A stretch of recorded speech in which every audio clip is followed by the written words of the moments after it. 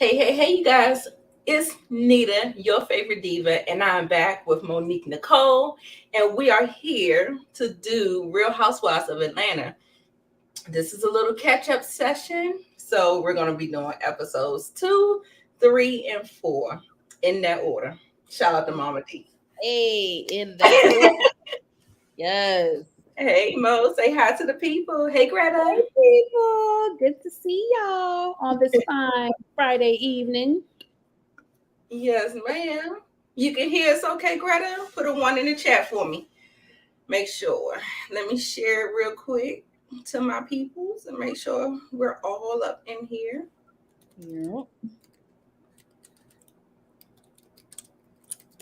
Doing a little catch up, and hopefully I can stay on schedule after this. We're going to catch up with 2, 3, and 4. And Nita, the diva, got to do better.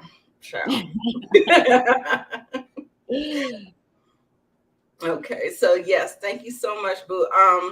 Did I do?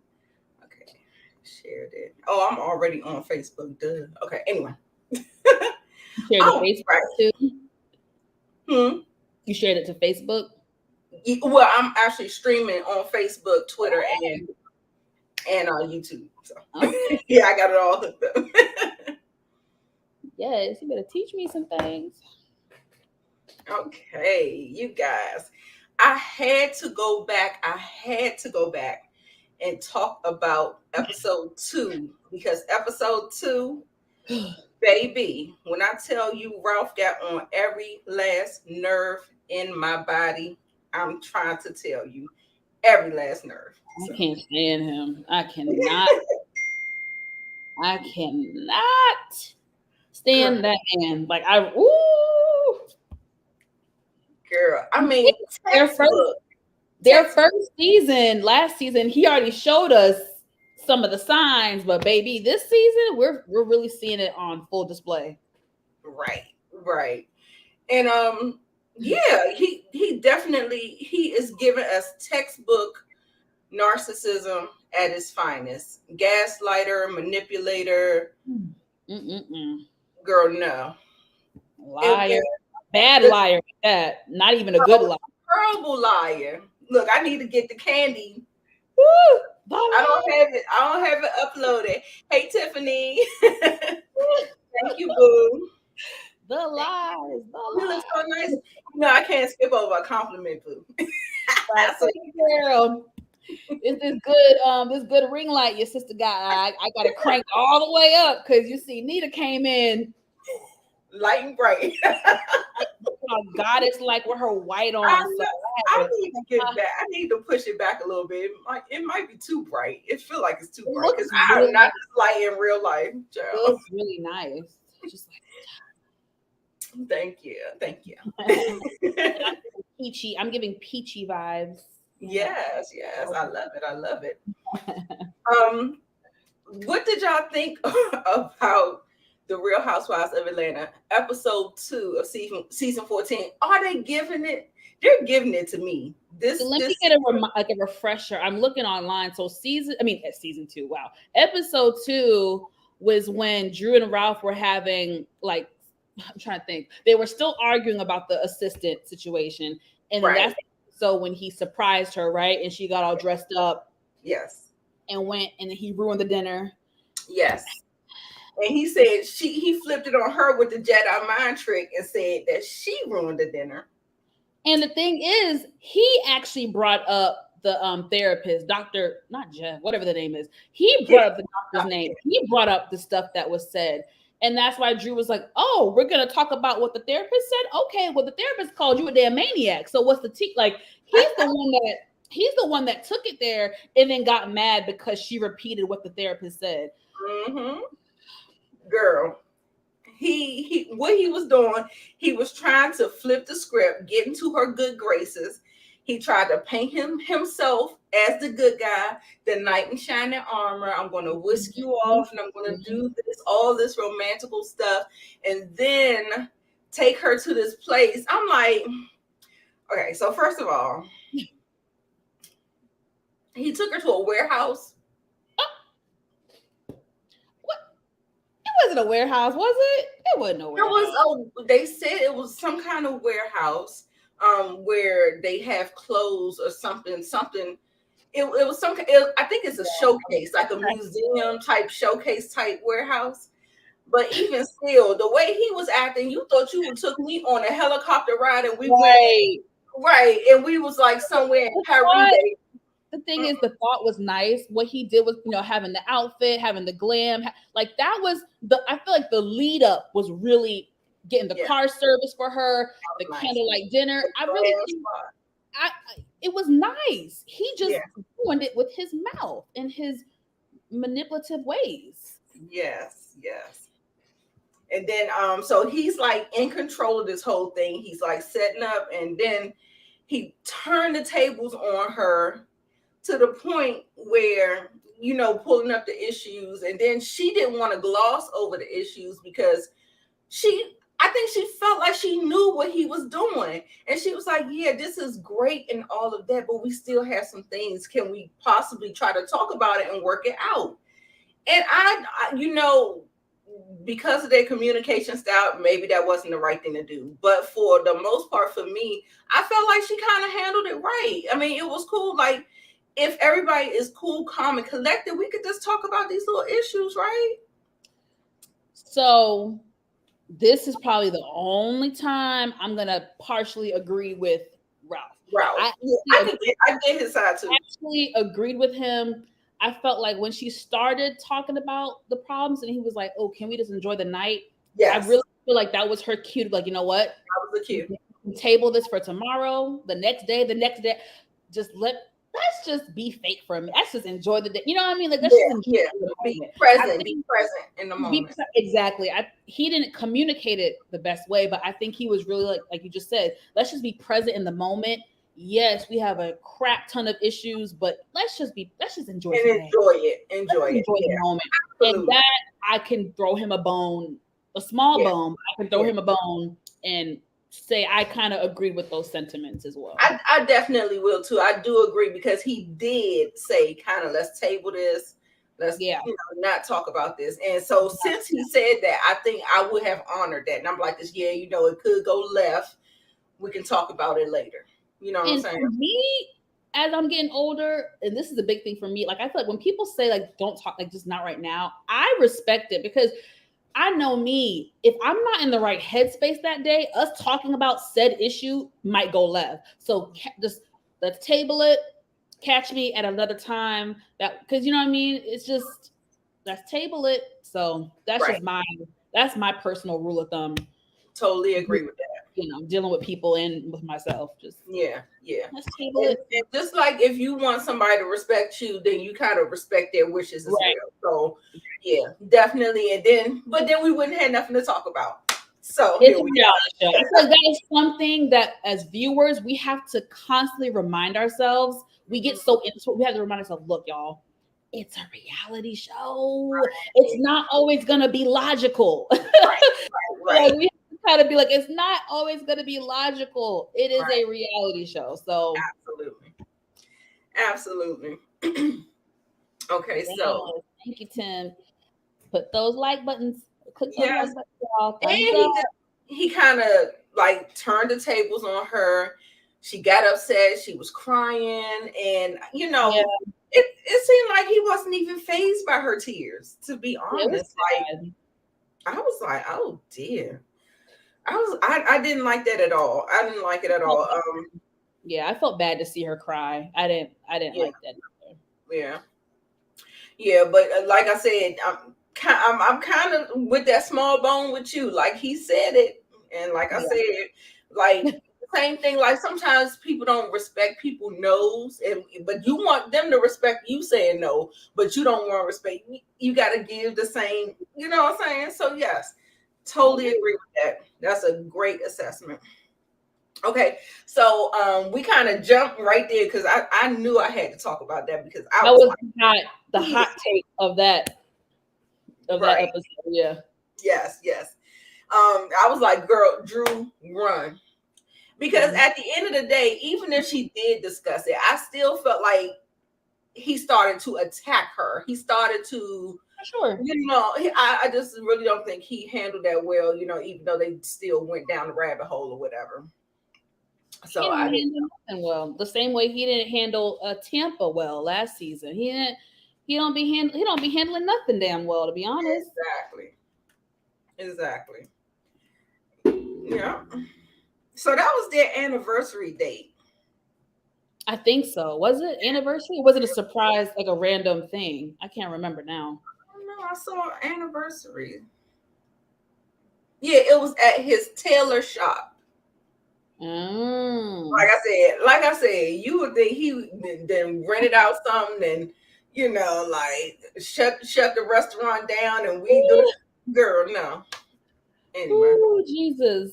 I'm sorry. I be hard on him. Like, I'm sorry. I apologize. I think Drew looked nice, except for that dress. That dress looked like she was getting ready to go ice skating. That yellow kind of outfit that she had, but her face and her hair was beautiful. Yeah. Yeah. Cute. And then also too, we got to look at Sonya. She has a whole multicultural family, like a whole racial family. So she got her sister, her husband, and their two boys. Then she has her mother and her father, and then she has little Deucey and her husband. I love their scenes. I love their scenes. I love it. Yes, they are so lighthearted, fun, cute. But that scene, because I'm half Jamaican, y'all. My mom's Jamaican, so that scene when they were arguing about the patties and just the way they were back and forth. Listen, with siblings and family, that's how it be. You be arguing about the stupidest shit, like just something to pop off. So small, but that many people in one house, I'm like, y'all have to love each other for not love. You can live with family, you can love them, but I always like your ass. That's a lot of people in one house. Right. They want them around. Like, girl, that's a lot of people. I hope that's a really big house with a couple of different wings. I hope so. Where, we're not all on the same level. We're not in the same space. Like, I'm hoping that's a nice little mansion. Like, I don't know if I've seen it. Have you seen the aerial view of it to see? I don't think they've shown it. I don't think they've shown it that much, how big the house is. They haven't really shown how big the house is. I hope it's that big. Yeah, I hope it is too. But I love her parents. Like, even, I forget what episode, if it was 1 or 2, but the clip when, what happened? The clip when they were talking about her having another baby possibly, and how her dad was like, I'll help with the formula. The mom was like, you're not helping no baby. So you better put that out there. You're not helping with no baby. So don't even shoot. The way that was just funny. She was like, you're not even that down real fast. Hush. Like, it was just, I love their dynamic. And baby, Sonya's husband, girl, he is a whole snack in a hand. He is handsome. And girl, I'm telling you, that camera team to get him at the best angles, and girl, he be looking so fine. I'd be like, girl. And you know what? It wasn't until a fan pointed it out, because I was trying to figure out who does he look like. He resembles the actor Lance Gross. Mm-hmm. He does. They just fine, child. They fine, but he fine. She better hold on to him. Hold on. Because the ladies, if y'all see the comments on social media, the girls are, so she better hold on. Right. Hold on to they chomping at the bit. Yes, Lance tight. Waiting. Ooh. Talking about she don't want to have no baby. I bet you'd be like this. How you doing? But yes, I love their relationship. I think they got a pretty good chemistry. Yeah, and the fact that they're both athletes and love that. Accomplished athletes, not just athletes. Right. I love that. I have to say, I find Sonya to be a really good addition. Like, me too. Best additions. it feels natural. She fit right in, and it might be because she's previously been on reality TV, so that might be. But she just fits in so well. It feels really organic. Organic. I like her vibe so far. I like her Yeah. vibe. I know she gets in drama later in the season, so we'll see how she acts later. But as of now, I like her. Like, absolutely, absolutely. Me too. I love her addition to the show and what she's given. And of course, I mean, for reality TV, how about bring your sister and her husband and your mother and your father? You know, she's taking a cue out of Candy's book. You know what I'm saying? So, you know, if I'm not the most entertaining, we're going to have somebody that's entertaining around here. Facts. You know what I'm saying? So, good on her for that. But they look like they have a really good dynamic, and kudos to them for that. Now, this episode also, too, this is when Kenya steps foot into Chateau Sheree for the first time. Yes. Baby, when I tell you Chateau Sheree was sitting, it was beautiful. Sitting. Beautiful. I mean, it is, gorgeous. Excuse me, gorgeous is like an understatement. It's like, not only is her house like massive, you guys, it's just the decor. The shit looked expensive. Now, I love Sheree. This is no shade, but it's just, I gotta keep it real.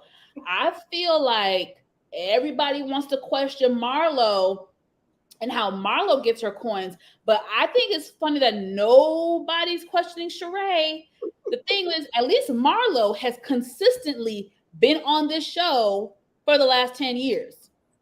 Let's keep it real. Like Marlo, I think she might have missed 1 or 2 seasons, but for the most part, she's been on this show. So she has consistently, more consistent than Sheree, been collecting a check from Bravo. 1. 2, she is a stylist, you guys. I know we make fun of Marlo, but she is a celebrity stylist. She does style people. You know what I'm saying? Now she has her, her store. But before her store, I feel like throughout the years, she's been styling different celebrities for different stuff. She probably wasn't advertising it, but she's been in the industry. She's been around. Before Housewives, she had a boutique in Atlanta. You know what I mean? So I feel like I've seen more avenues of income for Marlo versus Sheree. Like I don't. And Sheree, most of her children are adults, so she's not getting child support for them. I mean, she had plenty of them where she could have gotten a lot of child support, but I don't know. Bob didn't seem like he was. I don't know. But and it's no shade. It's just like her business ventures have gone anywhere. The joggers. Where the joggers? Spring, summer, September. I'm gonna be honest, you guys. I always felt like Sheree, in my opinion, did not capitalize off of reality TV like how some of the other ladies have. I always felt like Sheree, and back in the day, I thought she was, because going way back, people forget this, but Sheree was actually into the acting thing kind of first, even before Nene. She was on I remember she guest appeared on the show The Game. This is probably 2009, 2010, one of them years, but she used to like try to do acting like a long time ago. It was a part of her storyline, like the earlier seasons. But I just feel like compared to everybody else, Sheree should have been okay. So She by Sheree didn't pop off. Girl, you should have came out with something. So, I thought would be perfect for her because she is in such impeccable shape, exercise, all of that stuff. Like I thought she could have maybe did a workout tape. Yes, because she is really athletic and is like really into health and fitness.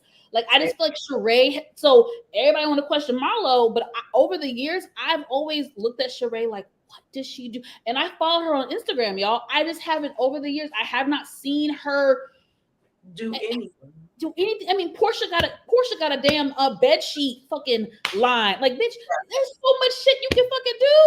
Yes. Sorry, I'm just like, with reality TV, I know it's like there's definitely some negatives to it. There's a negative side, but damn it, you cannot beat that fucking platform. Sorry, I'm cursing.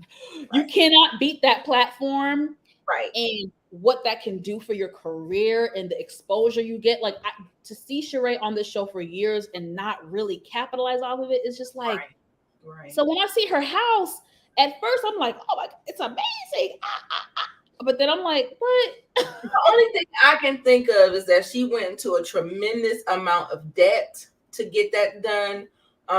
Or she got a really good price on the house and she was able to use the equity, once, out of the house in order to fix the house up or something like that and live off of that or whatever. She probably did because she bought that property. Y'all, she's had that property like for years. Yeah, at least when she bought that, whatever, the land, the property, whatever, that was a long damn time ago. So she got that crap when the housing market was still popping. Right. She's had that lot since, dare I say, 2012, 2013. Like, it was just grass. That ish has been there for a long time. Right. Even even if I throw her a bone, let's say 2014, 2013 or 2014, that's still, you know how damn cheap houses were in 2014 compared to now. So, anyway, sorry, I went on a tangent. I just feel like I'm the only person because I feel like everybody goes on Marlo so hard about money, but I'm like, yeah. Hey. You know what? I think the thing with Marlo flaunts. Marlo is one of those flaunter, taunter, like talk like new money. Like she talk like, always got to be braggadocious on herself. And I think Sheree, the main thing she wanted to do, like she started out that way in season 1. She definitely started out like real snooty. But now later on, as she's come back and gone and come back, she doesn't really like do herself like that. I mean, that's true. Good point. That's true. I think that's what it is. Oh, for sure. The furnishing, like I don't even want to know how much she spent on like decorations and getting it furnished, because even her furniture, it looks expensive. The decorations look high and it's beautiful, but it looks expensive. Like it just, I loved it. It's decked out. It's decked. I mean, it is. She better not ever leave that damn house. It is decked out. But I kept asking myself, and I was like, well, why does somebody? All of your children are gone and left, and you don't have a husband. It's just you. Why do you need such a huge house like that? You know what I'm saying? I feel like that's just like an added expense. Yes, it's beautiful. And yes, I think you should feel accomplished. But I honestly, as hot as the market is now, I would probably cash out.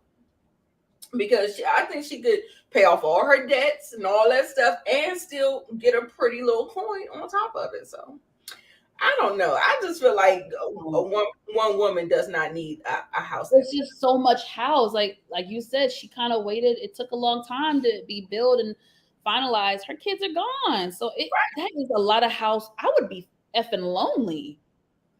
I would be like, damn, I don't even want myself in this big ass house. Like, Right.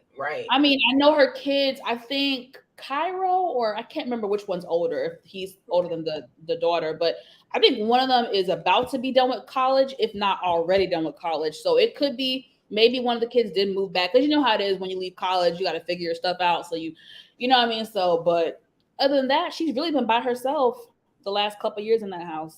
Right. And I mean, I guess it's always good because she does have a big family. I think she has 4 kids total, or is it 3?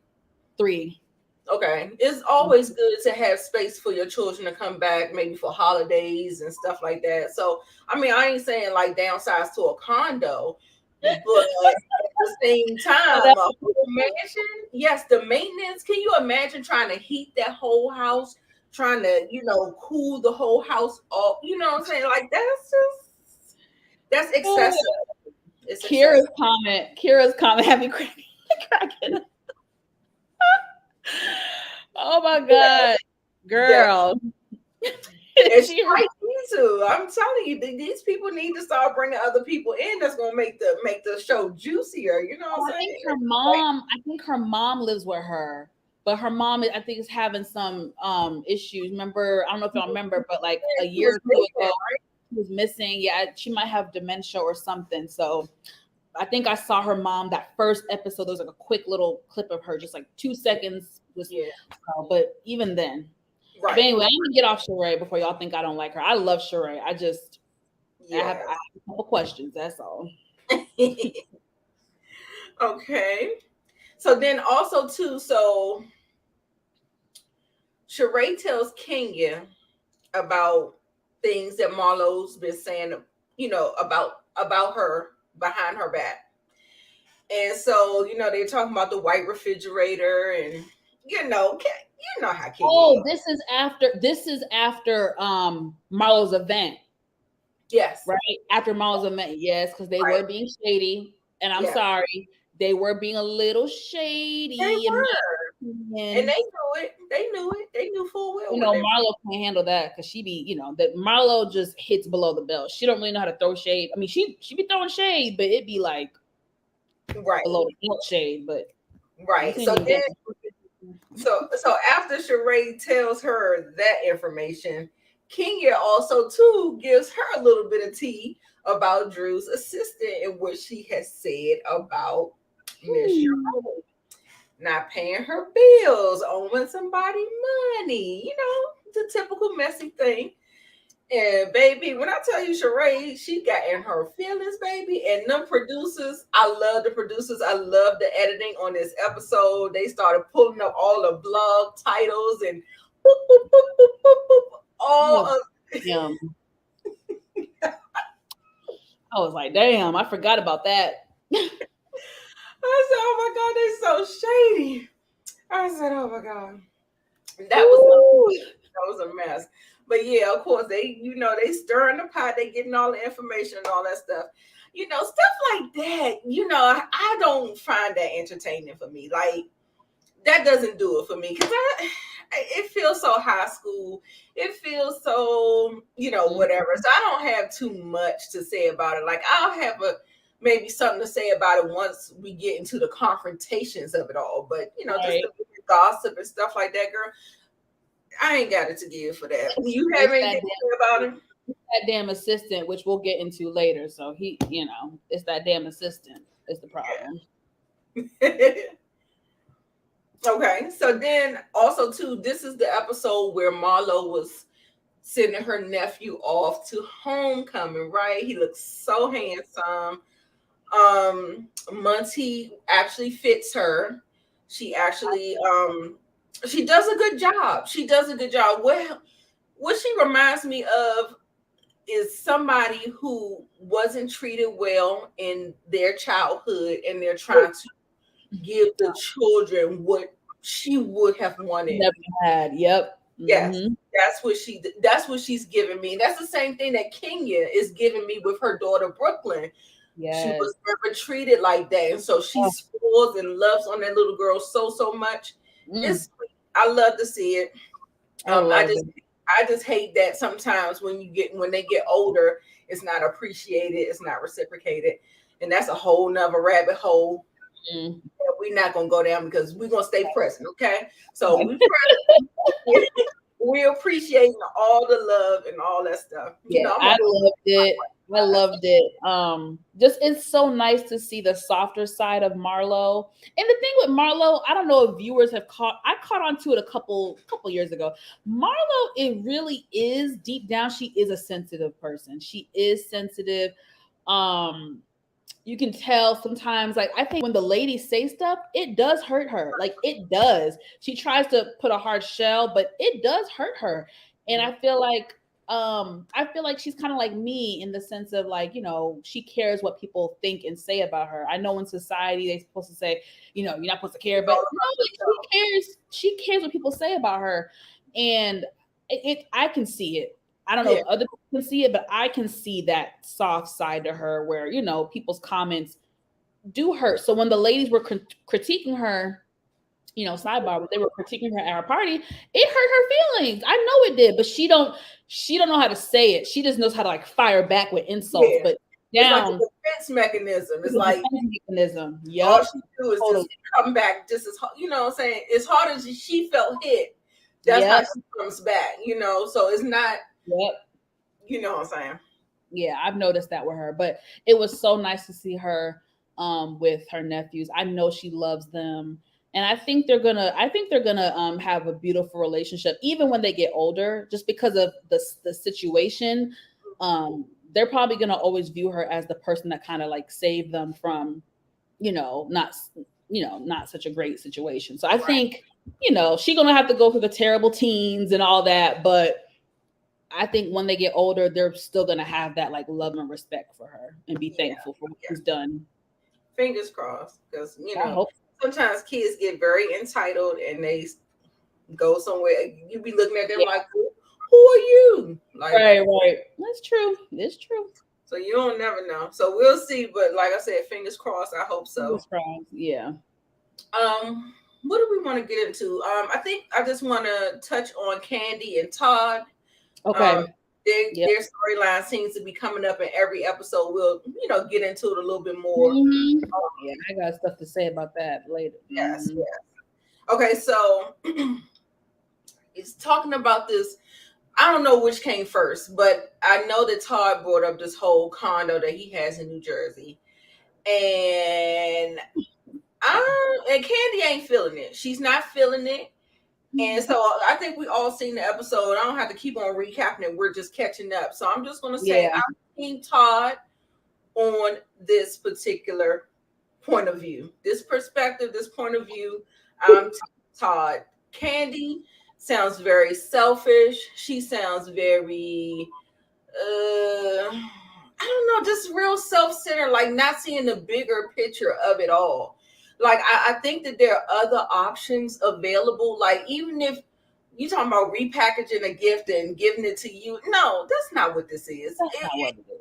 Yeah, you can use this for whatever. His daughter could live there. He can use it as an Airbnb. He can use it as a rental property. That is a bag. Don't you? That's what Candy like, right?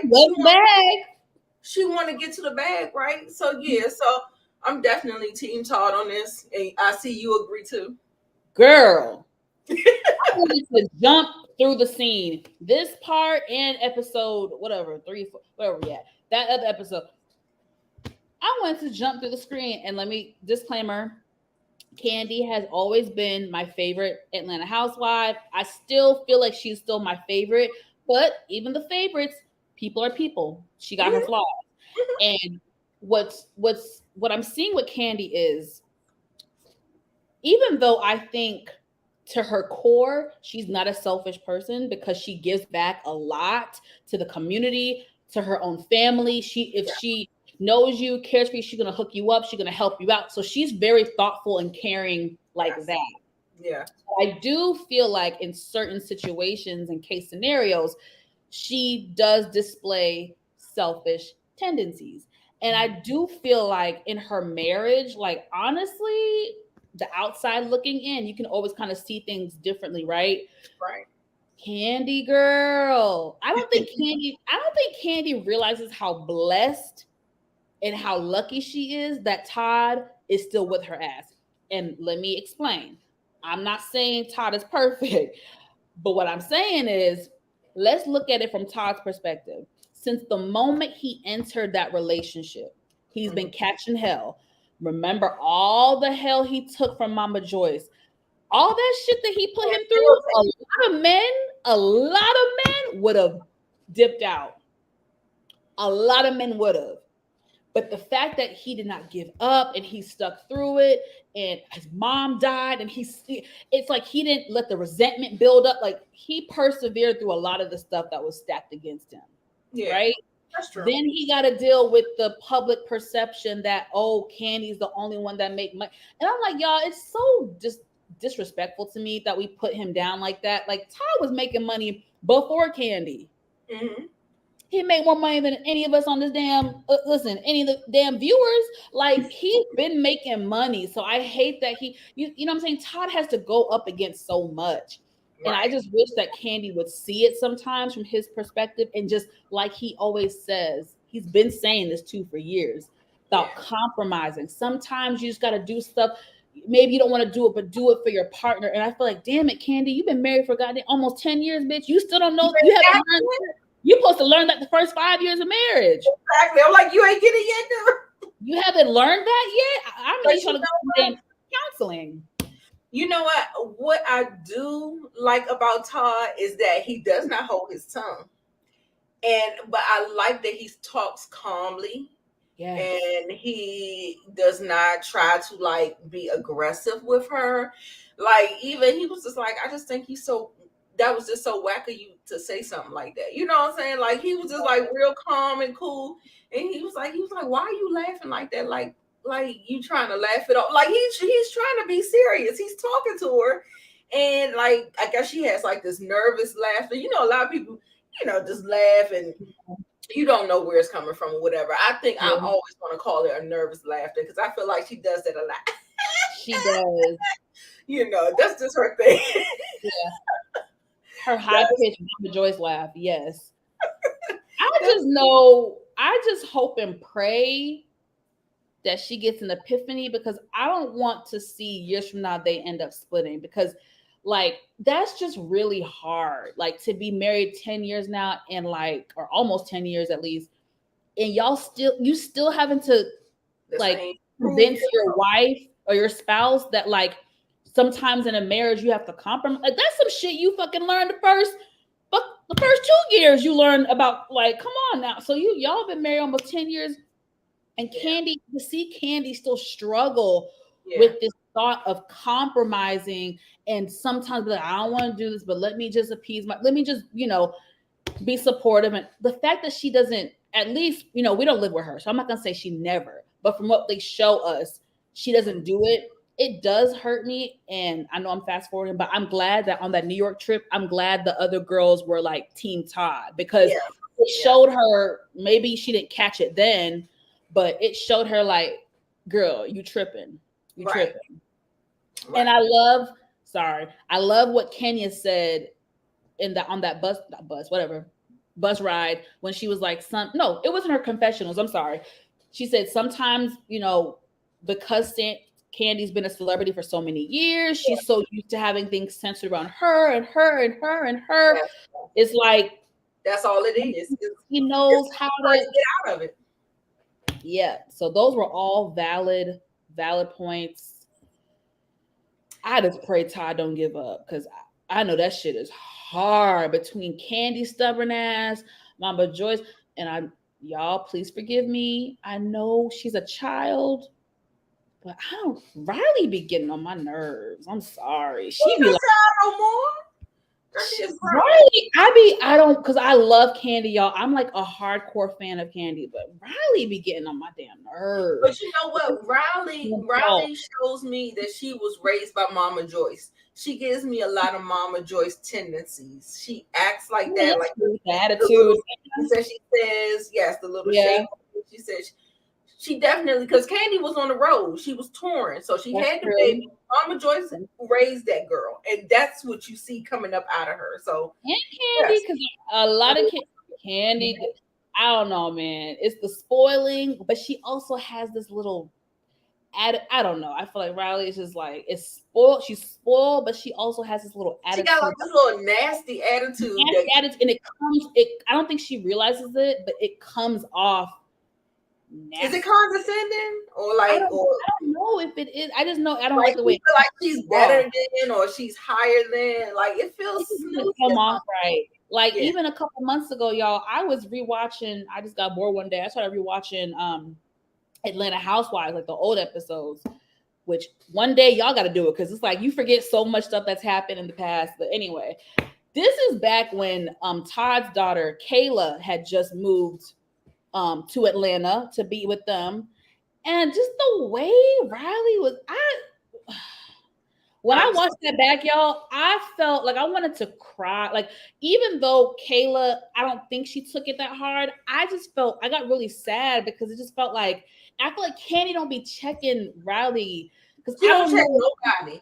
She don't be checking Riley, and I feel like they don't. I know Riley's also like socially awkward, and I do feel like some people who are shy and socially awkward can come off like mean or weird, or whatever. Yeah, they don't know what to say. I don't know if it's a little bit of that.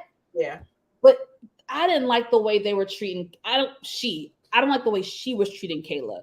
Yeah, I was just like, So she got that weird attitude thing. I think she gets from both Mama Joyce and Candy, and it's just irritating. I was like, oh, Yeah, I totally agree. But a lot of times I felt like Riley was too young to have the type of opinions and what she was saying about Kayla. It sounded like she heard somebody talking and took it and internalized it, and then it came about her mouth. That's what it did. It didn't sound like, because I don't think she even interacted with the girl like that to even have the type of thoughts that she was saying about her. It was just rude because it was rude. Yes, there was one scene like I don't know what they was talking about. They was talking about like, I don't know what the hell it's talking about. And Riley said something like, well, I mean, when I'm your age, I'm not gonna be living here. I'm gonna be out the house. I'm gonna be in college. But the way she said it was so like attitude and rude. It just was like mad condescending. I was just like, okay. I don't. Yeah. That attitude, that she get that from damn Mama Joyce and Candy, and it be coming off me so fucking annoying. Like I'd be like, okay. Yeah, and I guess that's a part of being privileged too, because she has grown up with a certain amount of privilege, and her mother is famous and all that stuff, and so yeah, I guess she got it in her child. All right, we're gonna switch courses. I think that's enough for episode 2. We're gonna go and get into episode 3. The name of that. Oh shit. The tea is served. The tea is served. Thank you so much. Mm-hmm. Hold on 1 second. Can you read some of the comments for me? Mm-hmm. Miss Kira said Riley is a lot. I agree. She says she has those problems sometimes, socially awkward. Yeah, like some people who are shy. I just know some people that are shy and like they're just really quiet. But I also know some people who are shy and it can come off like mean. So I don't know. Mm-hmm. Let's see. Tiffany said she remembers that conversation and it really rubbed her the wrong way. Yes, Tiff. I hated it. She said that episode was too much. It really was. And there was a clip, you guys, in the trailer. Now, I don't know if they're going to actually show it in the season because sometimes they don't do that. But in the trailer for this season, there was a clip of, I'm trying to think, was Kayla there? I don't know. I know for sure Riley was sitting on the couch and Candy was there and Ty was there. And Ty was like, all y'all be having, what she said? He said, all y'all be just disrespectful. All the women in the family are just disrespectful. He said something like that. And I was like, I agree. So I hope they show it. I hope they show it on the show, y'all. Oh, yeah, definitely. I remember seeing that in the trailer, right? Yep. Mm-hmm. So we'll see. Okay, so the tea is served. And this particular episode focused around baby Brooklyn's 3rd birthday party. It was a tea party and all that other stuff. So, yep. Yes. So with that, I don't know what is going on. I keep trying to get my notes up and keep on going away. Like, what in the world? Technical difficulties, guys. Right. This is a live show. What I will say, we could just kind of talk about at this particular tea party, Monietta Shaw, who is Neo's first wife or ex-fiance, baby mom. She was there, and she showed up to the party, and I think that this was probably like a test run or audition, like, come kick it with us and see how you do and see how you test or whatever. And it looks like she didn't make the cut. It looks like they didn't show a lot of her, but I hope they show more. Right. Based on some of the pictures I saw online and on social media. So I hope she gets shown a little bit more like later.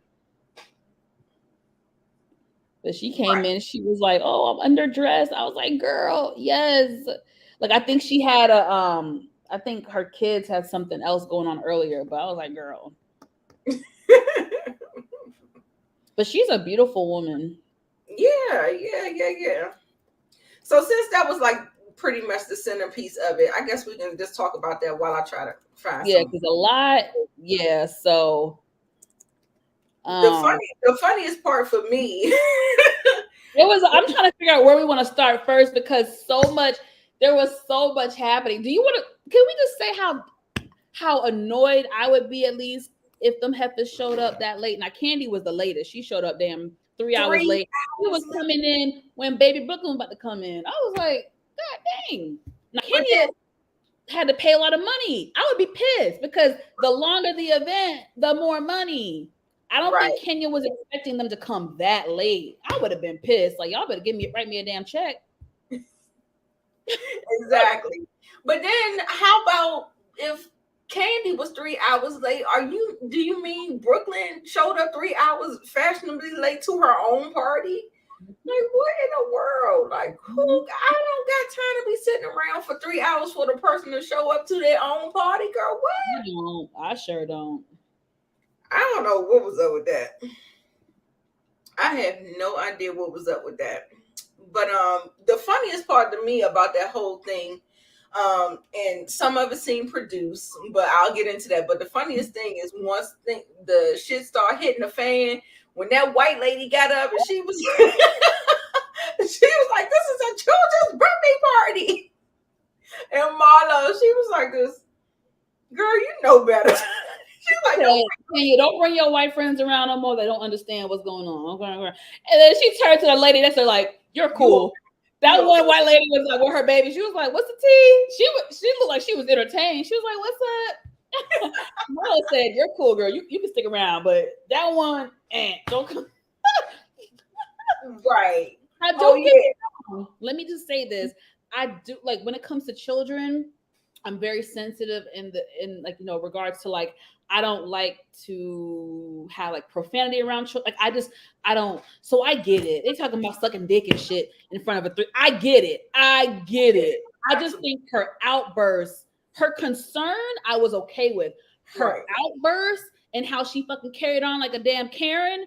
That's what I personally have a problem with. Because if I have a little baby, a 3-4-year-old, I don't want them hearing no sucking dick. Because at 3 years old, you guys, that's when kids actually do start saying what you're saying. So again, I was okay with her like being like, "Yo," but it was how she acted. Her it was a Karen moment.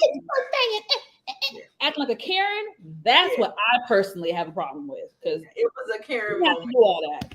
Right. And I think Kenya, that's why I said Kenya, this was a produced moment because even Candy was like, "You're getting ready to do this at a kid's birthday party?" So everybody was kind of like, "I don't think you should do this. I don't think here." Like, yeah. So I felt like that was totally produced, trying to stir some drama up at her event so it can get on the air or whatever.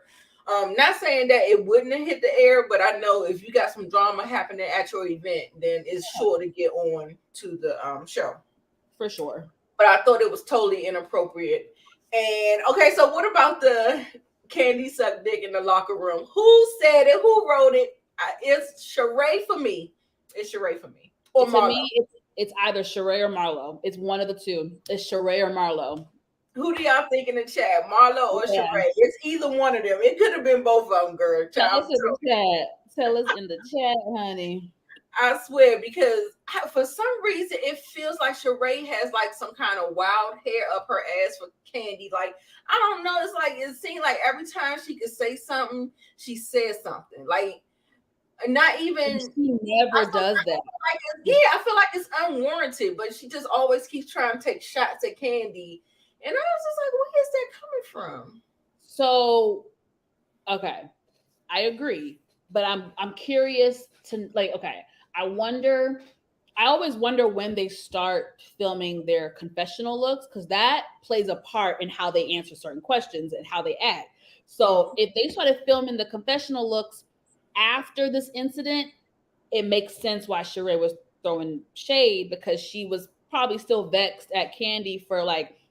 And I agree with Sheree as far as like being upset with Candy for not coming to her directly. They've been friends for 10 plus years. Like, bitch, don't be going around to Tom, Dick, and Harry before you come to me. Like, okay, you tell Kenya, okay, but don't tell Kenya and then tell Marlo and then just by the first person you're gonna tell. Make sure you tell Sheree. So I agree with Sheree being annoyed, but she has been throwing shade at Candy in the confessionals, and I'm just curious to know when they started filming those confessionals, because it's very telling. Right. So you think that the throwing shots and throwing shade has only been in the confessionals? You don't think it's been in the show at all? I haven't seen it. I haven't felt it in person. Okay, yeah, I know she's been tearing her ass up, so it's probably in the confessionals. It's been confessionals for me. I was like, damn. I'm wondering when the hell they filmed this, because she mad at Candy. Because she said, what she said? She said, I mean, she sucked dick everywhere else, so I don't know why it matters if it's in a locker room. Oh my gosh, you guys! I just had an epiphany. Didn't Candy date? Oh my god, what's that girl? Monique, whatever. Monique from years ago. The same light skinned brother that also dated Phaedra back in Athens. Wasn't he a football player? What I'm getting at is, if someone said she sucked in a locker room to me equals sports. Oh, okay. In sports. So I'm like, not Block. Block was a producer, a music guy, but the other guy that used to be with Nene's friend Monique. Remember the light skinned couple? The light skinned couple, and him, Sheree dated him too back in Athens. Was it? Oh my god! Around that time where when they had that pajama party, like yes, this is the same season. Yep. The same season as the pajama party. This is taking it back. This is the same season as the Savannah trip. This is the infamous scene when Portia said the Underground Railroad, like it's taking it back for some of y'all. But Chuck something. Anyway, I'm wondering if she dated an athlete, because locker room, come on, y'all. Locker room equals sports, football or basketball. So that means she dated an athlete. So she probably did suck dick in the locker room, but who cares? That was probably 20 years ago. Right. And she was if it comes out later, remember who dropped this little possible nugget. If it comes back out there, I'm using my little context clues and piecing things together. Right. So, y'all just remember if this come back out. Yeah, and she was real mad about that. She was just like, who said that? It was one of them, who said that moments? Who said that? Who? Right. The locker room, y'all. The locker room, she was effing with the athlete. I'm trying to tell you, and that's fine because she was probably single at the time. So, right. Candy probably forgot. Like Sheree said, she sucked dick everywhere else. So, you know what? The locker room is, I mean, you was probably in your 20s, girl, who cares? When she said that, I like to die. Sheree be good though in her confessionals. That's the thing. I don't know. Like even other seasons, I feel like Sheree be having good little cute, funny shade in her confessionals. I be laughing. Right. So that whole segment of Candy sucking dick in the locker room is given.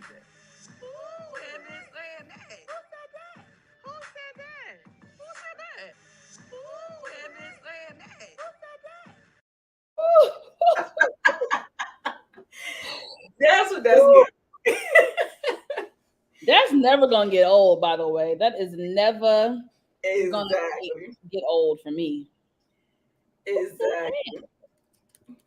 Now, what do you think? Let's get into the whole Drew and Sheree confrontation, because that was a lot. Okay. So go ahead and start out with that for me. Oh, girl. Okay, let me see my memory bank. Okay, so they were playing the game that Kenya orchestrated, producer, and I think obviously it was Drew because she was being messy. She wrote down about Sheree doesn't pay her bills or doesn't pay assistants, whatever. She said something shady, and then Sheree was like, well, let's address it then. You know what I mean? It was brought to my attention that your assistant has been saying X, Y, and Z. So they go back and forth. I don't really remember what Drew's rebuttal was. I don't know if you have it written down. I don't remember what her rebuttal was. But all of a sudden, y'all, Sheree's friend makes a beeline and was like, but wait. Isn't this the same assistant? Isn't this the same assistant that was telling us that your that said your husband was gay? And it was like, and in that moment, you guys, even Sheree was like, oh no. Like she was like, I can tell Sheree did not want that to come out on camera. Right. Which shows she has some morals, right? But the friend was just too damn messy and was trying to get her little 5 minutes of camera time.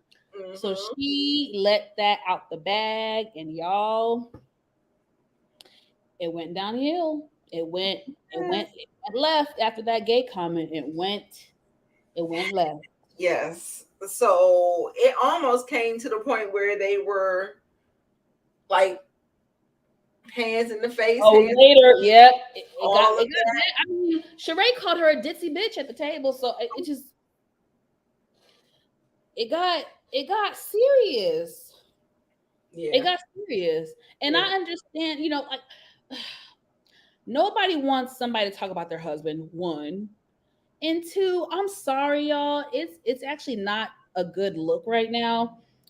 Why is it always Atlanta housewives that have to do this whole gay thing? It's like they're always trying to call somebody gay. They're always trying to say somebody's husband or boyfriend gay.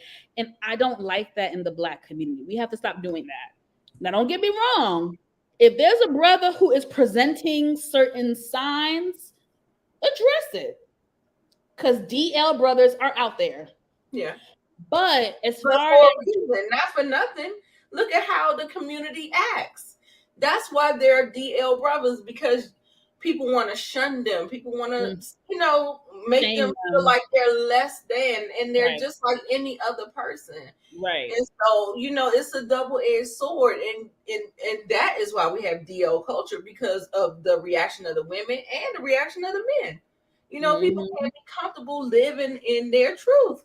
Yeah. Yeah. And then to put it like it's an insult or something. If he's gay. Well, it's an insult if he's married with children. Now, this is where I cross the line. I support the LGBTQ community, but what I don't support is a man living a lie and then intertwining other people in his lie, i.e. getting married, i.e. having children, having a family. Don't bring me in your shit. Definitely a hard line. That's where I cross the line, because that is not cool to do to any. That's just not cool. Exactly. I don't give a shit. I don't care. Like I told y'all the other night, that goes on my list of things that might have me on Snap. Like don't ruin my life because that one time at band camp and you didn't channel your feelings back then. Right. Don't come turn my life upside down because you ain't figured your shit. Well, Yeah. And I'm sorry, that's a real that really does happen. And it's sad. It absolutely does. And the thing about it is that they have a thing about slut shaming, or like people being sex pot. That whole thing with Portia and Bolo, the whole thing with Candy. Yeah. So what? And just like Sheree said, she do it anywhere else. What's the big damn deal? Exactly. I'm like, what is wrong with? I don't understand. I don't understand. Like, ain't we all? They weren't all grown because it was kids. But I didn't understand why Candy got upset, because it's like, girl. I was like, what, girl? I'm gonna leave it alone. I'm gonna leave that one alone. But I'm gonna leave it alone with Candy in the locker room. I think it'll come out later. Ooh, you think so? It's gonna get addressed, because they addressed it on Watch What Happens Live. And Andy Cohen or somebody said, well, hopefully we'll get to the bottom of it later. Or if not, then at the reunion. He said something like that. Or she's either Candy or Andy said that. But one of them said, we'll get to the bottom of it later. And then they said, if not, then definitely at the reunion. So it's going to come up. Because they want to get to the bottom of who wrote it. There's going to be, y'all, I'm saying, don't forget, that's going to come back up later. Okay. I ain't mad at it. Okay, what else in this particular episode that we need to address? Sonya getting into a car accident, calling Drew. Okay. Well, the assistant, he's just annoying. He was like, yes, no, get to the assistant because no, you said bitch. you had something to talk about him. Huh? Him being messy. I was getting ready to skip over that whole thing because, like I said, I don't deal with the gossip. But go ahead. And of course, I don't have notes, but I'm trying to remember all of the little dialogue that transpired in the back and forth between Sheree and Drew, because I think Sheree's point was like, she should have came to her versus telling the group about what her assistant said. You know what I mean? And then, once they brought up Drew's husband, of course, now Drew was super defensive and was like, don't talk about my husband. You know what I mean? We're not gonna act that that's not a big deal. And I think that's when Candy was like, you're right. That is a sensitive topic. You know what I mean? Nobody wants somebody to talk about their husband. I get that. And then they were trying to end it. And then that's when Drew was putting the hand and like, we'll see. Exactly. Somebody said, now Sheree got a mean right hook or something. You act like, they act like they done seen this child fight. I was like, I don't remember her fighting. I remember her tugging on Kim's wig. KKK. I know, but I don't care. Anybody who got some guns and like veins, I don't want to fight you. I don't want to fight you. You got some strong arms like Tina Turner. Nope, I don't want to fight you. Nope. Okay. I don't want to fight. So, Sheree got some guns, right? She be having them. She got them Michelle Obama guns. Right, she got them guns, baby. Yes. Okay. So, Candy saying that one of her career goals is to get an EGOT. I'm somewhat like, okay, I applaud having career goals, but we're already at a point where we're trying to, I feel like Todd and her, when they went on that walk in the other episode, he was asking her, she's not home, she's not doing this. And by you putting an EGOT on the tape, that's more work. That's more work. She got a Broadway play that she's doing. She's already acting, doing different roles on The Chi and other things. She has 2 small kids. She has a TV show. She has countless businesses and restaurants. They're already talking about now listen. Now he said he gets sex 3-4 times a week. I was like, what's wrong with that? I was like, how much y'all need? Y'all been together for a damn. Y'all been together for 10 years. Like that's pretty great. That's pretty damn good to me. I don't know, like they did allegedly have a sex dungeon, so I guess I don't know. And y'all, I swear I love Candy. I love Candy. But when she said that, I was like, oh, because what is it? Emmy, Grammy, Oscar, Tony. Do they even, what's the Tony? The Tony. That's Broadway. That's Broadway. Okay. So I think she's behind the scenes. So I do think she could probably win that. And she, an Oscar. And it's not because of her work. It's just like an Oscar is just like damn near impossible to get. I mean, not even including race. I mean, Leonardo DiCaprio took how many? I mean, and he's white, and look how long it took him to get 1 Oscar. So that's really why I made that face. It's just like I'm more of a realist. Mm-hmm.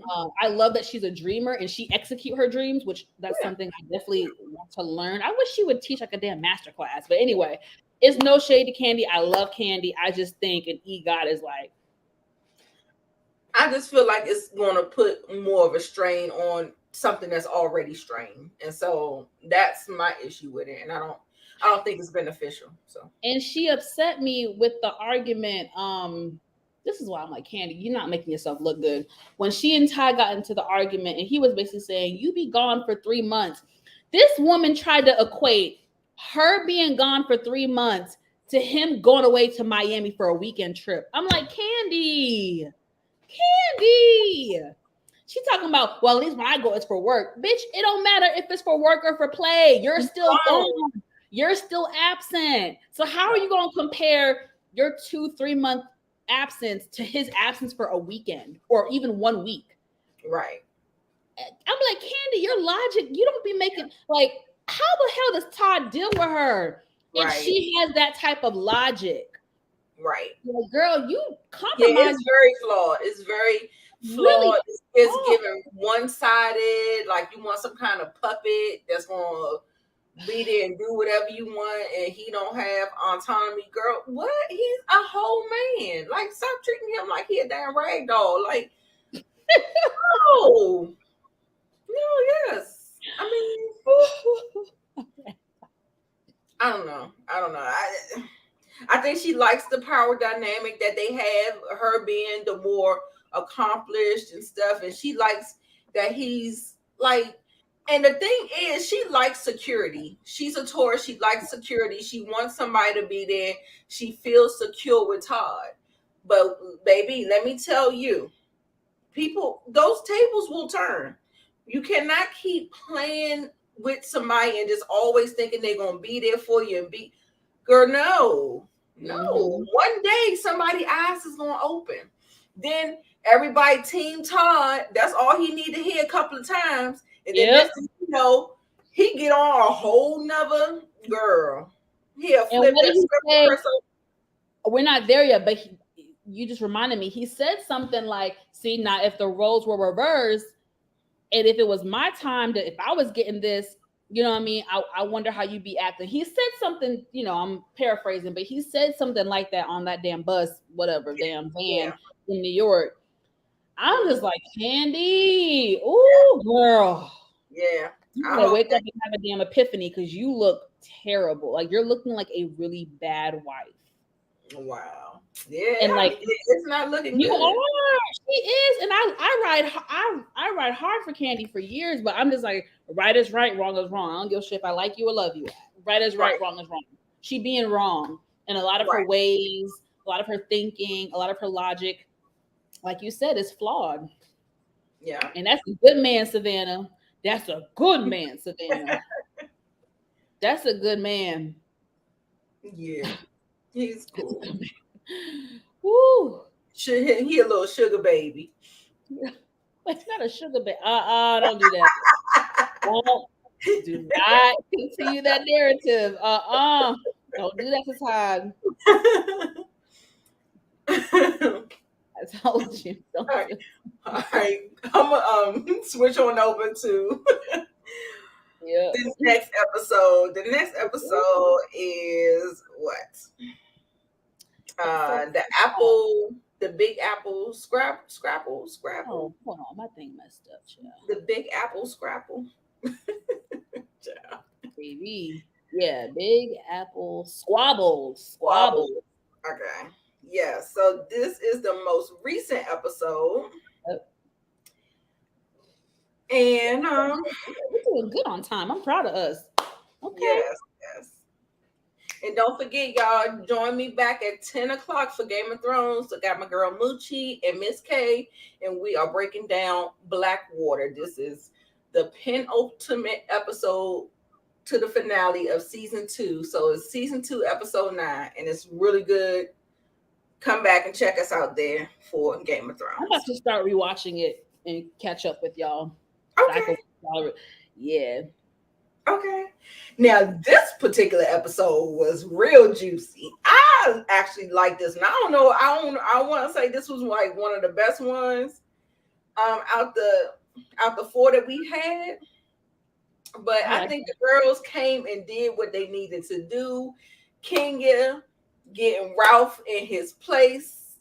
And I loved it. Even though I felt like she kind of went a little too hard at him because first of all, he's not your husband. You don't really, have the, if Drew was feeling froggy, she would have the right to jump up. But because Kenya went. Yeah, she agreed with it got a little aggressive near the end, but everything she said, I felt. Absolutely right. And Drew did too. That's why Drew was quiet, because it's almost like she said in the confessional, Kenya was saying everything she's been thinking and how she feels. So I think that's why She was like, this remind me of damn Beyonce in the damn elevator. That's why she let Solange whoop Jay-Z's ass, because she was like, well, shit, you saying and doing everything I want to do, so do it, sis. Nah, I ain't say I agree with it, but I'm just telling you, that's what it was giving me. It was giving me the kick him from me, girl. Ooh, kick him again, girl. Like, it was giving me. Yes. It was giving me that. That's exactly what it was giving. Yes, Kenya was triggered. She was absolutely triggered. And I love production again. Shout out to y'all for the whole little the first gaslighter of RHOA, Mr. Mark Daly, and they gave him his little snippet. We got the beautiful beam footage on Mark and his gaslight manipulating tactics as well. So I love that. And yeah, she recognized it immediately. So yes, I wasn't mad. And like I said, yeah, she had a flashback. I was not mad. I wasn't mad. I wasn't mad. And he looked stuck though. He looked like, I mean, he kept on like he was trying to laugh it off. He looked like he was kind of like he didn't know what to say. I was like, And that's where I think he differs from Mark. That's again a small bone that I'll throw his way. Mark to me is more aggressive with how, like, they would kind of do the same thing as far as gaslighting and stuff. But Mark was just more aggressive. Like, he was more like he just did not like him. It was just more like, ugh. At least with Ralph, we do see him have loving moments. We do see him hug on her and kiss her. Mark just was like cold. Mark was just a cold. This is why I don't care what nobody say. It's good to know people's past sometimes, even if a person is not, you know, who they used to be. I say that because that ninja, I think he was married previously and he got like 2 or 3 kids by somebody else. It's just, I wonder what the hell his first wife went through, because, and I wonder how he is with his other children. I don't know. I'm just curious. He just, that personality is like, yeah. Oh. I mean, I get that. But how many times have you known women to not believe the other woman, or that's not me, that's not my experience, but we got the whole Yelp review, we got the whole review, we got the whole documentation of Nick Cannon and how he's treated all his baby. We got all of future receipts, all of their Yelp reviews, and don't nobody want to listen because they think they special. I hate that. You know, and you know it's true. I mean, unfortunately, I mean, I'm not saying all people, but a lot of women think like that. They think it's not me. It's just not me. And so there's that. Did I what episode was, I forgot. What was the episode where I forgot, we was talking about something and I think I missed it. I think I missed it. I because we were so busy talking, I forgot what I was talking about. Oh. Yeah. So okay, yeah. So this one, Marlo opens up about her plans to build a house. So she has the builder there. I thought this was a cute scene, a cute moment. Marlo with the shade girl talk about my builder friends. One of them been building the house for 20 years. Oh, that shit was funny. Sorry. Ooh, I said, you need to quit it, because guess what? You ain't got nothing but a plot of dirt out there. So I'm gonna need you to be quiet. But I promise you, her shit gonna be up and running faster than Sheree's. Okay, that is true. See, Marlo's smart, baby. That rich white man bought her that damn townhouse, and she lived in that townhouse probably for 12 years, and she saved her money. She gonna sell, if she's smart. I don't know what she gonna do with it, but if she sell it, I'm sure she's gonna get a nice piece of change, because it's a nice townhouse in Buckhead. She gonna get a nice piece of change for that house.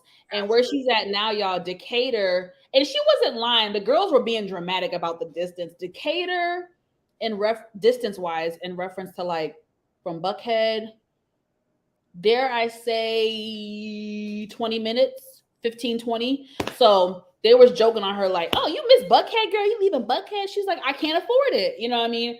And $20 Atlanta prices went up. So they was trying to, joke on her, but Decatur is still a nice part of Atlanta. Mm-hmm. Yeah, you could have Airbnb it. Absolutely. She could do so much with that townhouse. Because actually there was an article. I wonder if she's gonna keep it and then rent it out. Yeah, because I was just about to say there was an article that came out in the Post saying that the rental prices are going to be the highest that they've ever been. Like they're going up. And in my area, they are actually building houses to rent them, not to sell them, to rent them. So that is kind of, so that's kind of where it's going. So, Jesus. Yes, ma'am. So yeah, that's one thing about that. And I like the way Kenya was kind of interested. She was like, "Oh, I like you. You know your stuff," and they were going back and forth and bantering. And then, listen? What do you think about Marlo's bedroom being her closet being big? Well, let me just say real quick before I forget. Kenya knows her stuff. Yes. She needs to do something. I could see her on damn HGTV. Like she just knew her stuff. Like, so I wonder if she's gonna dabble in real estate in some aspect. I'm curious, but because she knew her stuff. But baby, that bedroom being I think it was 500 square feet for, I don't know, or 300 for the bedroom and 500 for the closet. Okay. I mean, it doesn't surprise me. Need to do is sleep. She said, all I need to do in the bedroom is sleep. Yeah, I mean, she loves her closet. I mean, for Marlo, it makes sense. Right. That's what I'll say. For Marlo, it makes sense. Now, be honest, y'all, I don't really know how big or small a 300 square foot bedroom is. I don't know. Yeah. But it makes sense for Marlo because her closet is like everything for her. So it made sense. It made sense. But how about when you go to resell it? And I mean, unless you resell it to a woman and a woman has just as much as you or something like that. But, on resale value, the closet is not functional. It's not like, ideal. So it may take a little bit more time to sell. Right. Good point. Try to lowball you or bump you down on the prices or whatever, but yeah, there's some kind of fallout to that or whatever, something she got to think about. But hey, maybe she's not going to move. Maybe that's going to be her dream house that she's building. Yeah, she might be there for a minute now. Right. I don't see her moving no time soon. If she was in that damn townhouse for damn 12 years, she gonna be in this damn mega house, especially with the prices in Atlanta. She gonna be in there for a good 10 years too. Yeah, 8. Yep. I'll give her 8 at the least. But I think she's gonna be there. She's gonna be there. I feel like anybody who you're building a house, you have intentions on being there for a while. Right. When you build a house from, you know what I mean? Right. Okay. So that was a cute little scene. Marlo kind of ended it or whatever. Yeah. Kenya HDTV or $1 million listing. I could see you on there, boo. You know your shit. I was okay with that. I was cool with that. I thought it was a good look or whatever. So now Drew and Ralph attempt to repair their relationship, their marital woes. They actually get Dr. Ken over to talk. And baby, when Dr. Ken set them straight about bringing his name up in your conversation, he said, how about when y'all talking about y'all, you leave Dr. Ken out of it? I said, come on, Dr. Ken. He said, because that's your marriage, not mine. I said, ooh. He said I'm straight. Right. He got them two in together. However, I did not like all that other stuff that he was advising them to do. I didn't think it was productive. I agree. I girl. I was like, what is that? I was like, back to the drawing board, because I didn't think it was cute. I didn't think it would be helpful. And it kind of proved not to be. I mean, what do you think? Okay, so let's move on over. The invitations, was that might have been in episode 3. Was the invitation? No, it was in this episode. Okay, the invitations where Candy had the 2 workers from Old Lady Gang come, balls in mouth, whips and chains, and She pasties had on her the titties out. blue. Now, real quick, if y'all did not watch Candy and the Gang, it was a great spinoff. Mhm. I would go watch it if y'all haven't seen it. The guy, he was really quiet, but that's Patrick. That's her cousin, and then the girl, her name is Safari, and that's his girlfriend. Right. And I mean, they look Safari's sexy now. She had, nice little thing, surgery and all, but she looked good. Yep. And but just sidebar in case y'all didn't know who those people were. The only thing I kind of had a quabble about what was going on, what took place there, is that almost everyone has children at their homes.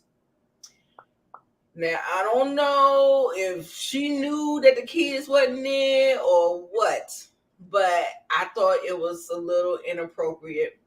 And just like Kenya said, just like it was a couple people said, that does that have anything to do with the theme of the Broadway show? Like, no. It didn't make no sense. I was like, Candy, it didn't go together. Like, I would have appreciated it if they had a girls' night out that season, and it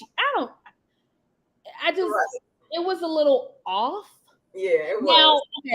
Now I guess I'll give her this. I think she was coming more so like, hey y'all, it's a couples trip basically. We're bringing the husbands. Let's spice it up. I understand that. My issue was not only the children thing, but some of these husbands didn't need to see damn Safari's titties looking like. I mean, you saw Drew was like, Ralph, cover your eyes. Like this. He was like, ho. He was like, oh, wait a second. And she was like, cover your eyes. Ross handled it. I could tell he cheesed a little bit, but he kept it kind of subtle. He was like, oh, okay. He had a little smirk on his face, but he kept it pretty subtle. But I was like, it was just random. But was very random. It was good TV. We talking about it. So it was cool TV, I guess. And Kenya, she gives me very prudish, like, I don't mind people being prudish. Everybody don't have to be, sex positive and all of that stuff. But yeah, I mean, I feel like Kenya, she runs that thing in the ground. Yeah, it's not even like if you're not sex positive. It's just some people, and I think right now it's hard to imagine because everybody's just out there with their stuff. Like, I feel like I wouldn't say I'm a prude. I just like, I'm more quiet about that stuff. But I don't know. I'm unique. I'm weird anyway because I'm quiet about shit, but I'll go to the strip club for somebody's birthday. So I'm different. I shouldn't even use me as an example because I'm like an oxymoron anyway. But I think Kenya's just one of those girls that's like a freak in the sheets, lady in the street. And not saying that if you're freaky, you're not a lady. I'm not saying that. It's just, she's just more, I think she's more quiet. Sure. Yeah. But she was throwing some shade at Candy, I felt like. So a lot of shade in confessional. So yeah. Anyway. I agree. Okay, so yeah, like I said, it was good TV. I mean, it made for an interesting scene. It was interesting. If nothing else. Right. Okay. Did you notice when they got to New York? Mm-hmm. I think I kind of skipped past the sprinter thing, but I just kind of want to bring it back because we was talking about Drew and Ralph before I forget it. Okay. How when she asked for a foot rub, how he looked at her and her feet, I just was like, her feet were pretty. But some people don't like feet. Some people don't like feet. But I mean, how long they been married? If she know that he don't like feet, why would she throw her feet? I don't know what it was. I feel like they like to agitate each other. Do you ever get that feeling like they like to pick at each other and agitate each other sometimes? I feel like. Yeah. I mean, that's true. But I mean, the way he was looking at it, I was like, damn. I was like, he don't like her or something. Like, they're weird, but it is weird. Very. Now, what about I don't know if this is in your notes, but are you gonna talk about the bet to get the best room, the whole who has the best sex story? Oh my God. Kenya, I'm done with I her. would never tell nobody that shit. That's like a damn horror movie. I was scared. Oh my goodness. Right. Exactly. Yes. So of course they didn't have like this whole production where people had to run through their house and find rooms. We had another penthouse suite that was up for grabs, and so she did like a calm, a very grown up. What's your best sex story? Give us your best sex story and stuff. So it could be a location, it could be all of these things. Right. So Kenya and this coyote and the blood trail, and it wasn't dead. I was like, this is a horror movie. I was like, this is not sexy. Like, that did not turn me on. I was like, oh my God, it was a mess. And then Sonya and Ross is a part of the Mile High Club. And the only reason why I give them a pass, because we don't do airplane bathrooms, but they were going to Dubai, so they have nicer, bigger bathrooms. It was a nicer plane for sure. I will give you that. So y'all can go ahead and have your Mile High Club or whatever. What else? Who else had like a crazy story? Oh yes, Drew and Ralph on the beach making love with the whales. With the damn dolphins or whales. She talking about the whales. And Sheree was like, ain't whales like 8,000 pounds? She was like, what damn beach was you at? Because it was a mess. Yes. I don't even think Todd and Candy, they didn't even share a story, right? I don't think they did. Yeah, I don't think they did. Yeah, I don't think that. Well, they weren't a part of it, but I thought they probably would since everybody else was sharing. I thought so too, but unless they cut it out, editing. Right. What else? I guess we kind of already touched on the dinner scene where we can go back. We can cut to when everybody arrived at the condo. Yeah, Todd's condo. Okay, let's go back there. Okay, so I'm just laughing because I'm just thinking about, like, I don't know. It was just funny to me. It was just really funny. Like everybody's commentary and Candy, her screwed up face. I don't like it. I mean, I don't really see. I mean, I guess. I mean, I don't really see why the hell I would need it. I mean, I guess. Todd. Oh God. Yeah. Oh, she be talking. Oh, you know who do a good impression? Bondi. Oh, and Bondi Bill. Bondi and Rox. Yeah. Oh my God. Yeah, Rox. I think Rox is even better than Bondi's, to be honest. Rox be doing a good job. Oh my God. But everybody, no, what got me, this is why Kenya really need to be on HGTV or do something in real estate, because she had some good plans on what to do. I agree with everything she said except for the elevator. That don't need no elevator. Yeah, I didn't like that. Too small. I don't mind the spiral staircase because that's very New York. That's very industrial looking, like for a condo like that. I like the spiral staircase. But all her other suggestions about knocking this out, putting a fireplace, doing that, like, I liked all her other suggestions that she had. I was like, Kenya, you know your stuff. Like, you should get into like the interior design or the building. Like, she needs to do something. Shit, she might get her builder's license before Martell get it, girl.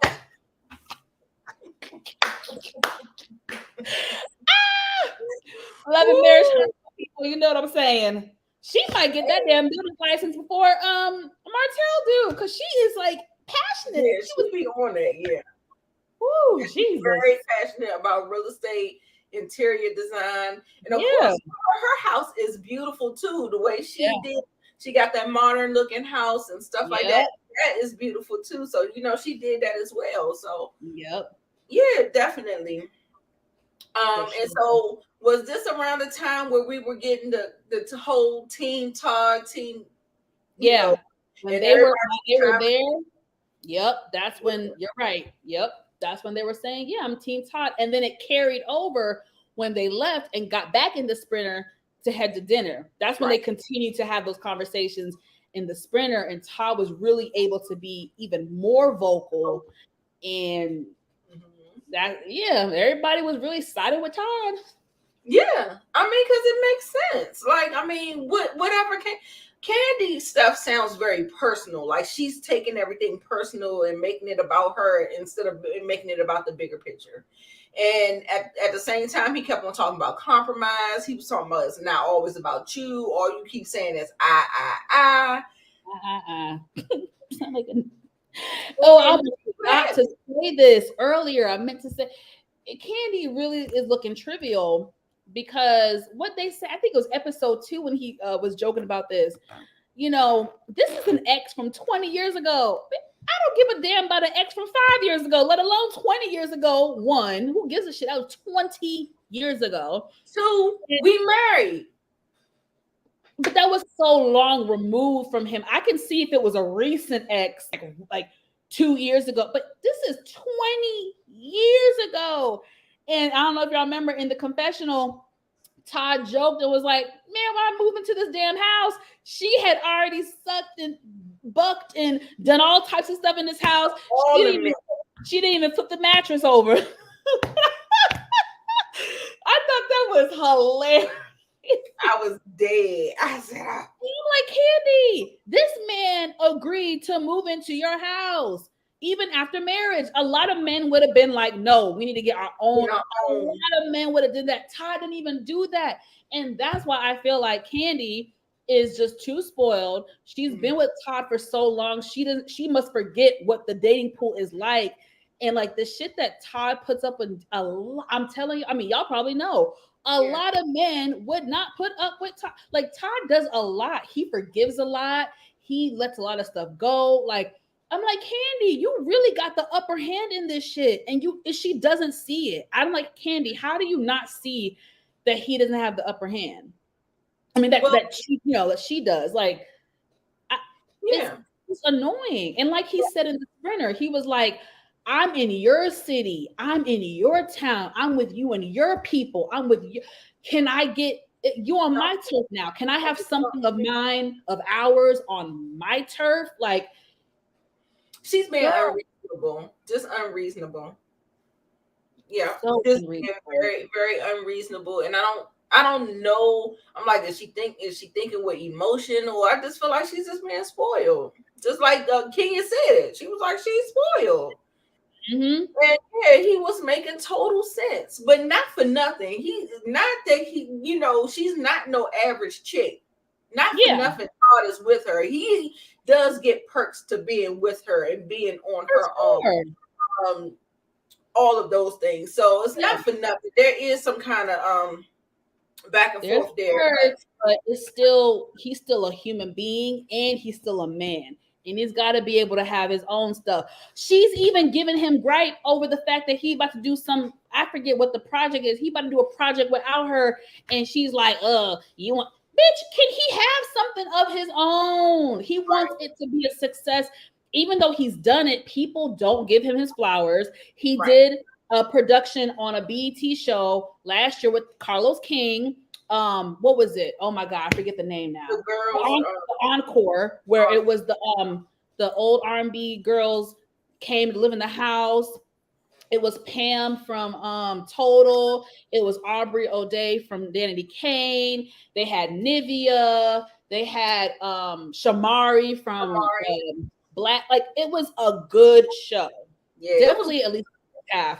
The first half was like really great. Yeah, it started getting out of control for me. I stopped watching after. That's why I say the first half was a really good show. Yeah. And Ty was a part of that. And you see, people forget in 2 seconds. Like, he did R&B Divas on TV One years ago. Like it's so he's done stuff, and it's just like Candy. Like let him have that one thing. Like Right. he over here getting the attitude because he wants to do something on his own. Like Yeah, and I don't think that that's right. That's absolutely not right. I don't agree with that. So it's not fair that he has to fight the world and then also fight in his own house. That's kind of too much. Like yeah, that's too much. I agree. Okay.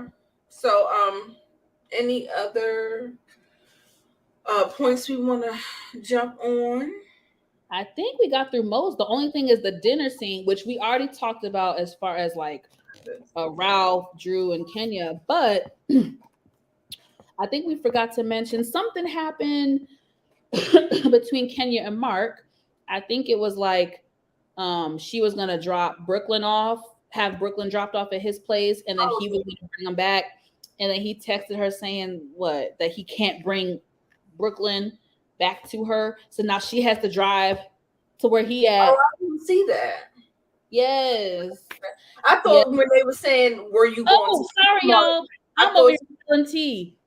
That was a preview I saw. Just kidding. Okay. Everything I said. Okay. Yeah, no, she was saying that she had to get the nanny to take the baby over to Mark or whatever. So that's as far as I got. Yeah, sorry. Forget what I said. But you know what? I gave y'all a nice preview because Housewives, we're not gonna get it this Sunday, I guess, due to Memorial Day holiday. Yeah, so there's gonna be no Housewives this week, y'all. So boo. I know. Boo-hoo. Okay, so and then also too, we had a moment where we were talking about the convict with Sheree. Oh, girl, I forgot all about that. It looks like Tyrone about to break her little heart. And that's what she get. She is too freaking old.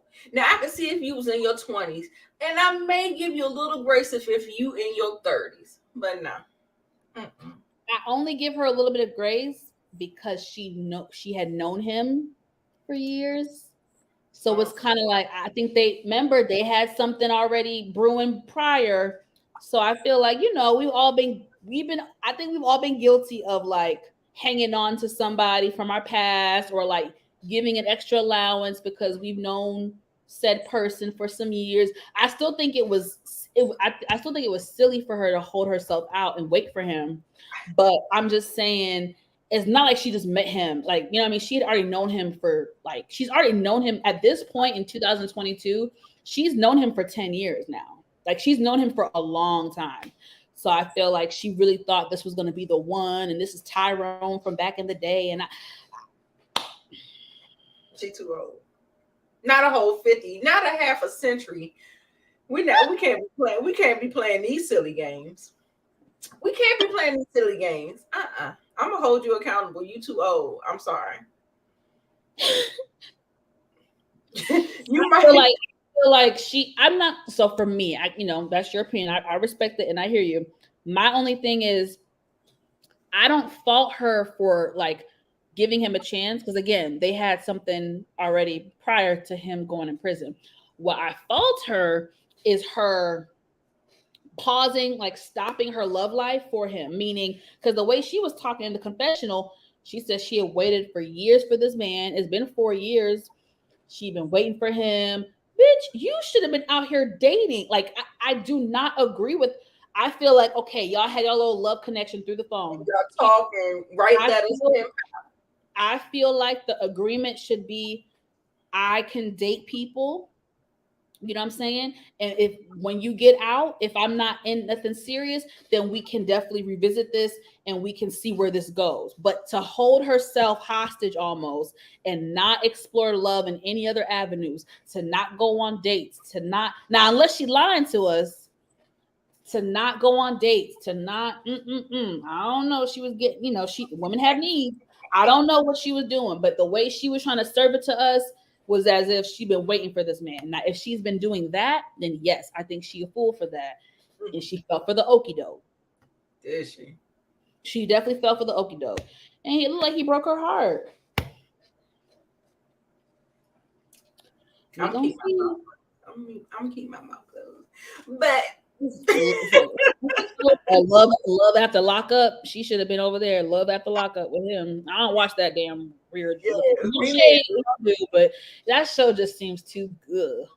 Gutter for me. Right. I don't watch it either. But some people say it's enjoyable, but not for me. Yeah, I don't watch a lot of that stuff like Married at First Sight and 90 Day Fiance. I haven't checked out any of those. Yeah, I just kind of stick to the regular franchises that I'm used to and stuff. You know, even if I venture out to another one, it's still going to be somewhat similar to right. You know what I like. You know what I'm saying? Right.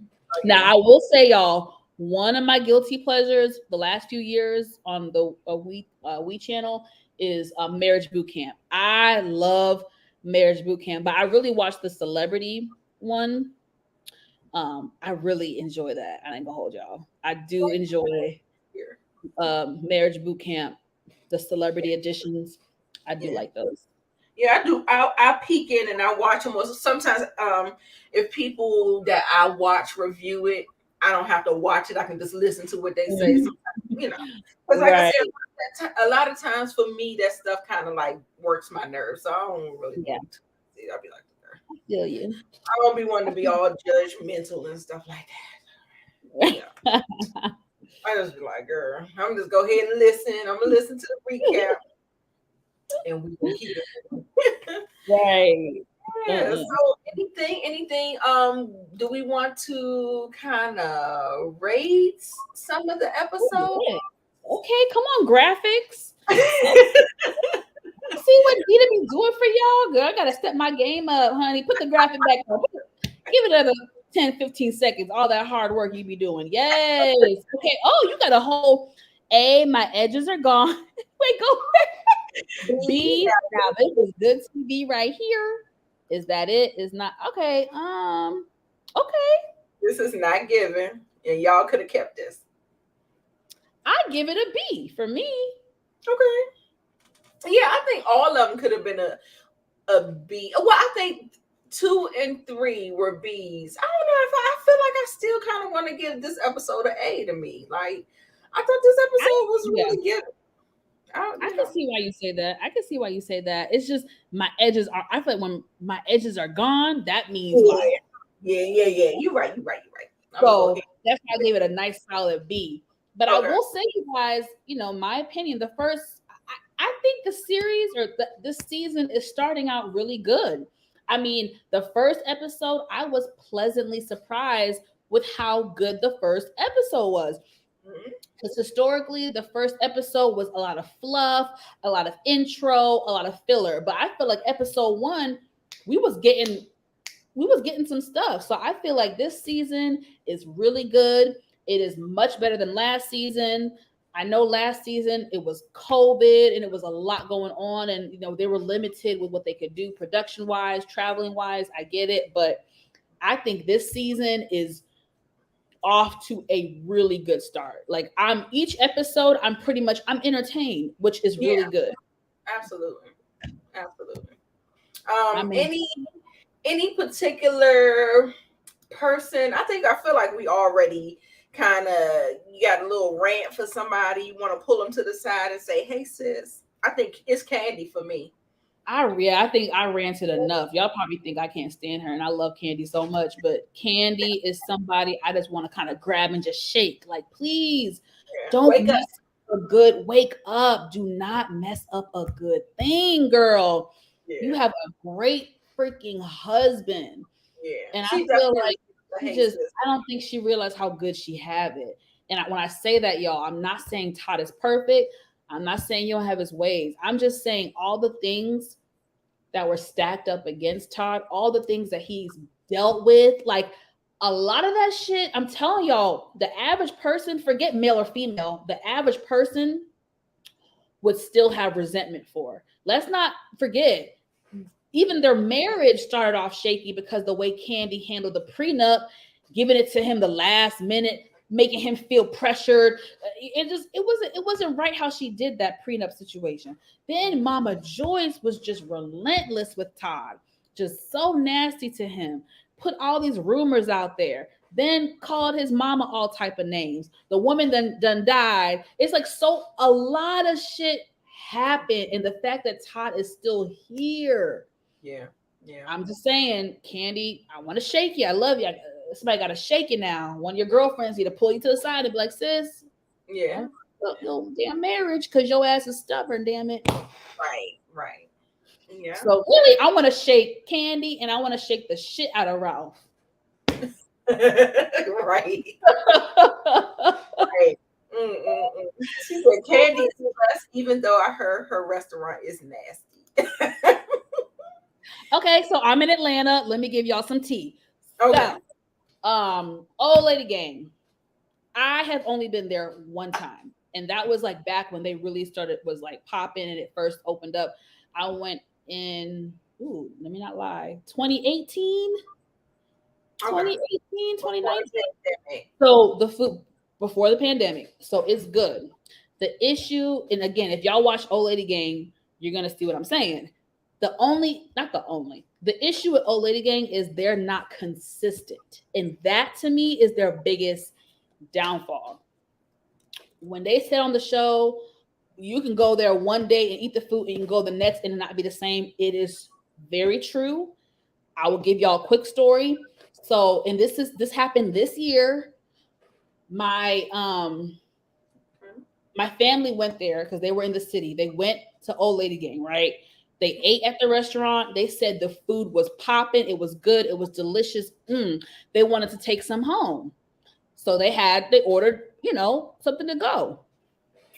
When they got home and opened up that food, there was like, oh my God, the chicken, there was barely any chicken. It was just like, it wasn't the same. So I think the biggest issue they have is that it's not consistent. Yeah. But on a good day, like when it's good, it's good. Right. That's what I'm saying. That's probably when that nephew or that when Melvin is in the kitchen, that's when the food is good. When he's not, they do whatever they want to do. I can vouch for it. When Old Lady Gang is good, it's good. But the thing is, it's not consistent. And for me, I want consistency. I want consistency. Yeah, I get that. So that's what I'll say about OLG. Okay, totally get that. Men get resentful when ladies make more money than they do, and that is absolutely right. That is absolutely right. The only thing about him is that I don't think that he's not at that point because he is financially stable in his own right. So now if we talking about a Tyrone and a Candy, now you got a whole different dynamic. That's when the cheatation go on. They trying to feed their ego because they feel emasculated and bruised because they don't measure up. Right. That's like a Tyrone, like a charade Tyrone thing. But Todd, I think that's probably why this thing works for him a little bit longer or more because he knows. I don't feel like he needs their validation, but them beating down on him ain't helping either. So he knows what he's doing. He knows what he brings to the table. And I think that's why he has a little bit more patience with this whole thing. So that's my little. You said it. No, you're right. You're spot on with your observation. You're spot on. Like I keep saying, people forget Ty makes really good money outside of Candy. He makes good money on his own. That's why I think it doesn't really faze him as far as if she pulls in some more than him. He don't give a shit. It's the public perception. It's the shit that Mama Joyce. If it wasn't for Mama Joyce, nobody would really be talking about this type of stuff with Todd. But Mama Joyce put that shit out there 10 years ago about him wanting Candy's money and did it and Candy money. She planted that seed, and I feel like viewers just hopped on it and then took it for face value and then just kept going with it. And I just think it's an easy read. I think it's an easy, lazy, fake read. Like people don't really be knowing. But yeah, Todd makes good money. Yeah. So I'm gonna have to close it out. We are getting to the 10 o'clock mark. I got a whole nother live show that is coming up. But no, we had a good time, y'all. It was almost 2 hours. And I'm so glad that you guys stuck with me, Miss Kira, Savannah. I didn't see Kendall in there. Greta, Samara, Tiffany, and I think it was Monique Johnson. I believe she might have been in here earlier today. But yeah, a shout out to all of you guys. I already see that y'all hit them like buttons. I appreciate it so much. Me and Monique Nicole, check us out. Make sure you subscribe to her channel as well. I'm over there all the time. We're doing Love and Marriage Huntsville over there. We're doing Love and Marriage DC over there. So we're, just put your notifications on. Just make sure you follow us. If you like reality talk TV, because I know we're Snowfall and Power and all of these things, but we wanted to give you a little variety, stuff that we enjoy as well. So if you like all of that, make sure you subscribe to us. Make sure you support your girl in YouTube, y'all. Support us, hunty. Yeah, share the video if you want to. Somebody that might want to join in on a conversation, Real Housewives of Atlanta. Just share it. It doesn't. If they don't want to see it, they can click off. Okay. Well, thank you. Yes, ma'am. Mimosa. I'm a champagne girl. I love champagne, and it keeps me kind of level headed. We see you, Monique. Yes, ma'am. Yes. So thank you so much. I want to thank Monique for coming over to my channel today to do this little catch up, and I will continue. If she's here, that'll be a plus. If she's not here, you'll just see me. So, however that works out. So anyway, like I said, you guys, make sure you like, comment, and subscribe, and make sure you come back. All right. Bye.